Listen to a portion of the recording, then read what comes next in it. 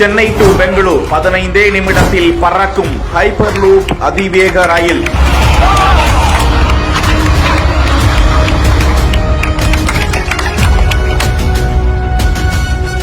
Hyperloop பார்த்தீங்கன்னா ஒரு புது mode of transportation. So இது வந்து சொல்கிறது வந்து fifth mode of transportation. So basically it is going at very high speeds of 1000 kilometers per hour. இப்போ நம்ம காரில் போனால் speeds that we see are 200 kilometers per hour and ட்ரெயினில் போனால் 400-500 or ஃப்ளைட்டில் போனால் maximum speeds பார்த்தா 700-800. ஆனால் 1000 kilometers per hour இப்போ கேட்டாலே இட்ஸ் லைக் அது பாசிபிளே கிடையாது. ஆனால் Hyperloop ஒரு டெக்னாலஜி யூஸ் பண்ணால் 1000 kilometers per hour ஈஸியாக போயிடலாம். அப்படின்னா சென்னை டு பெங்களூர் இப்போ நம்ம போகிற டைம் வந்து ஒரு 5 to 6 hours. ஆனால் Hyperloopல போனால் only 25 minutes. 25 minutesலேருந்து பெங்களூர் ரீச் ஆகலாம் சென்னை. அது வந்து ஃப்ளைட்டில் பார்த்தீங்கன்னா அந்த ட்ராவல் டைமே 30 minutes, அதுக்கு 1 hour check in time, Bangalore traffic நம்மளுக்கு தெரியும். ஸோ டோட்டல் 25 minutes சென்னையிலேருந்து பெங்களூர் போயிடலாம். அதுதான் இந்த Hyperloop டெக்னாலஜி. Hyperloop ஃபியூச்சர் பார்த்தீங்கன்னா so India is one of the first country to accept Hyperloop. So இந்தியாவில் already they started working on the Mumbai Pune Hyperloop and now there is another proposal from Amritsar to Chandigarh in Punjab. So that's another proposal. So India is very much growing. So Hyperloop has a lot of scope, and if we see as a proper Hyperloop, full scale Hyperloop for the people.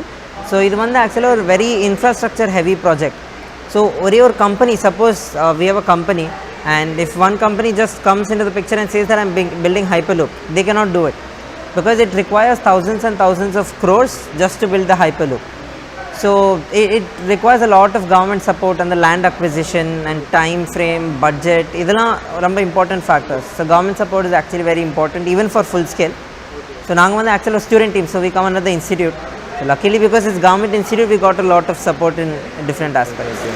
Or Hyperloop, like how many people can travel, like one in single Hyperloop? So it depends on the size of the pod. So the one that was proposed by Virgin Hyperloop from Mumbai to Pune, it can carry about 40 people at a time. So it's kind of like a minibus, you can say. So and for 40 people carrying them at one point, it's a really big thing. But it can be extended. You can get about the maximum I feel you can get is about 100 people, because beyond that, even if you increase the length of the pod, you also have to increase the diameter of the tube as well. And building that kind of infrastructure, it's not that feasible at this point of time, I feel. Okay. And what are the safety measures taken to build this Hyperloop? Like people inside the vacuum, like what kind of brake systems and how are the safety measures taken for this? A Hyperloop pod has different subsystems such as batteries, propulsion.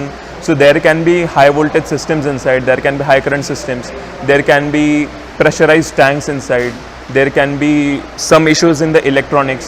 So let us say if the voltage of the batteries is falling too fast, or if the current is suddenly increasing too much, in that case you have to shut off the high voltage batteries and then move slowly from one station to another, instead of working at the same voltage.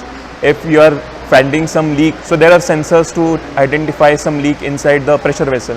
So if the pressure vessel is leaking, so it is not safe for the people who are traveling. Even in that case, you do some emergency measures such as slow down the pod and then move slowly, or there are something like emergency brake system. So there's primary brake system, there's secondary brake system. So if one type of brake system fails, the pods will still be able to come to a halt. Also, all the sensor data from the pod is sent to the offices or whoever is monitoring the system, so that he can know if something is going wrong from the readings of different sensors, or something is going wrong with the software, something is going wrong with the electronics. So all those things are also sent out by communication outside, so that they can also take some action from sitting remotely, and so that the safety of all the passengers inside the pod can be ensured.